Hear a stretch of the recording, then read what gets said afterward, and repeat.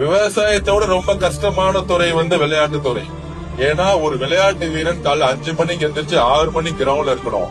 3 மணி நேரம் அவனுடைய பிராக்டிஸ் செஷனை பாத்தீங்கன்னா, நீங்க ஜம்பிங் பண்ணணும், ரன் பண்ணணும், ஸ்பிரிண்ட் பண்ணணும், 40 நிமிஷம் கண்டினியூஸா ஓட வைப்பாங்க. திடீர்னு மலை மேல ஏறி ஓட வைப்பாங்க, ஸ்டெப்ஸ் ஓட வைப்பாங்க. விவசாயத்தோட ரொம்ப கஷ்டமான துறை விளையாட்டு துறை.